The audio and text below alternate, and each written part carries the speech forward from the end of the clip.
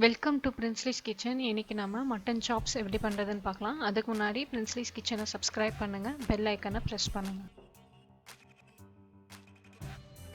இப்போ நம்ம தனியா, சீரகம், மிளகு, சோம்பு சேர்த்து நல்லா வறுத்துக்கலாம்.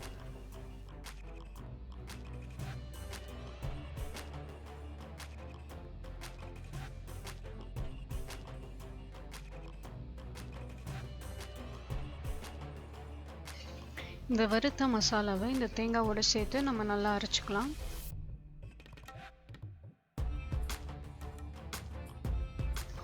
ஆயில் ஆட் பண்ணி வெங்காயத்தை நல்லா வதக்கிக்கலாம்.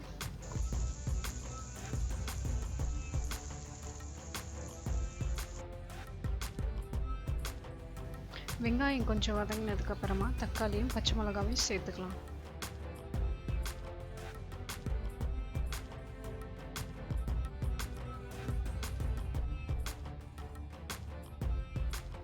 ஒரு 2 டேபிள் ஸ்பூன் அளவுக்கு ஜிஞ்சர் கார்லிக் பேஸ்ட் ஆட் பண்ணிக்கலாம்.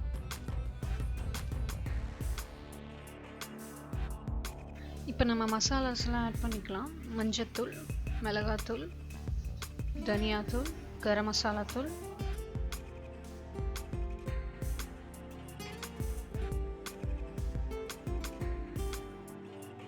இந்த மசாலாலாம் சேர்த்து பச்சை வாசனை போகிற அளவுக்கு நல்லா வதக்கிக்கலாம்.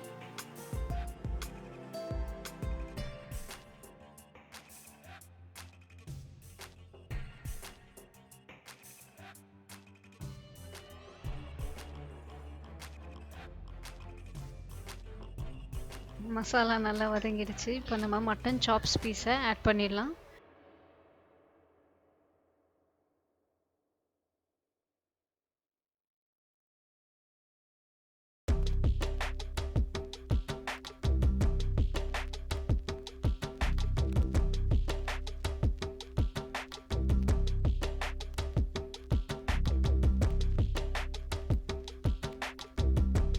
வதக்கின மட்டன் சாப்ஸை இப்போ குக்கரில் ஒரு 4 விசில் வச்சு எடுக்க போகிறோம். மட்டனுக்கு தேவையான உப்பு ஆட் பண்ணிக்கோங்க.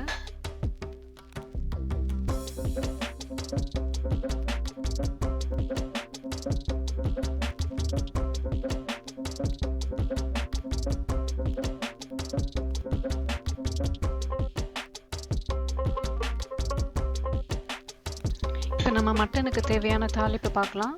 எண்ணெய் விட்டு பட்டை, லவங்கம், ஏலக்காய் சேர்த்துக்கோங்க. கொஞ்சம் கருவேப்பிலை சேர்த்து தாளிச்சுக்கோங்க.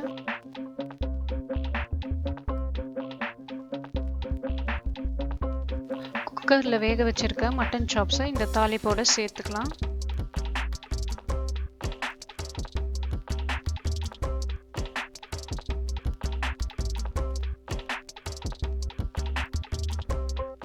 இப்போ நம்ம ஏற்கனவே அரைச்சி வச்சிருக்க மசாலா பேஸ்ட்டை இதோட சேர்த்து கொதிக்க விடலாம்.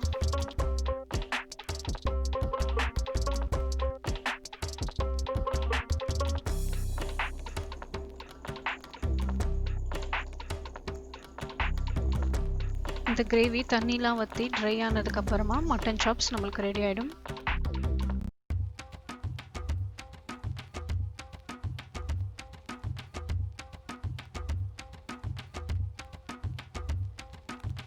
இப்போ நம்மளுக்கு கிரேவி நல்லா ட்ரை ஆகி மட்டன் சாப்ஸ் ரெடி ஆயிடுச்சு.